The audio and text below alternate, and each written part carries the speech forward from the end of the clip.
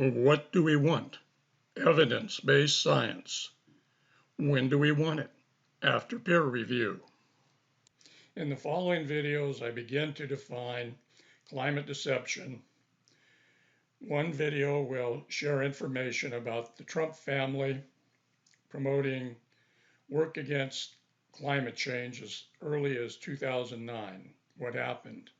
Following that, I will share a video about President Bush telling the world that he would do something about climate change and what he intended to do. Of course, he didn't. That's the way it is. And then I will produce a video about the Green New Deal and how it is a form of climate deception because it detracts from the work that must be done, the code red work that must be done, and it must be done now. We cannot be hindered in this project. We're talking about civilization as we know it. We're talking about survival of other species in the wild. Let's get over the hubris. Let's get over the anthropocentrism and help save wild nature too. Okay, here we go. December 6, 09, Trump signs a letter calling for urgent climate action. As Grist reported in 2016, Trump and 3 of his children signed a 2009 letter to President Barack Obama calling for a global climate deal. We support your effort to ensure meaningful and effective measures to control climate change, an immediate challenge facing the United States and the world today, declared the letter, which was signed by dozens of business leaders and published as an ad in the New York Times. If we fail to act now, it is scientifically irrefutable that there will be catastrophic and irreversible consequences for humanity and our planet.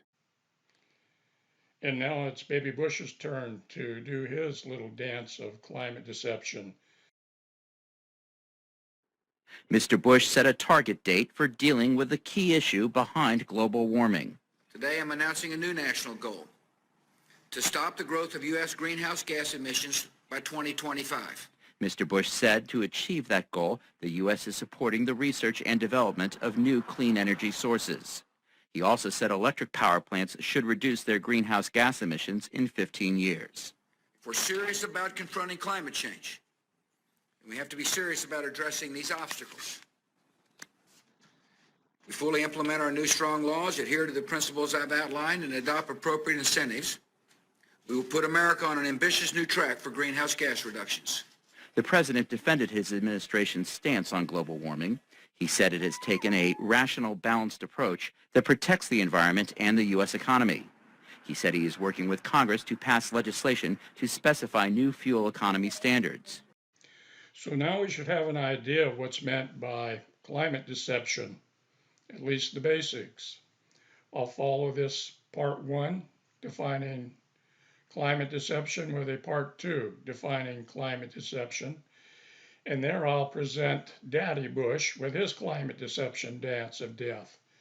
And I'll follow that by my own little reading on that project we call the Green New Deal in the United States. There are other Green New Deals in the world, but this one's special because it's going down in flames because of its very title and intent. Tries to do too much with too little. Yes, it's Keynesian economics at work, but sadly, climate change is much more important. It must stand on its own.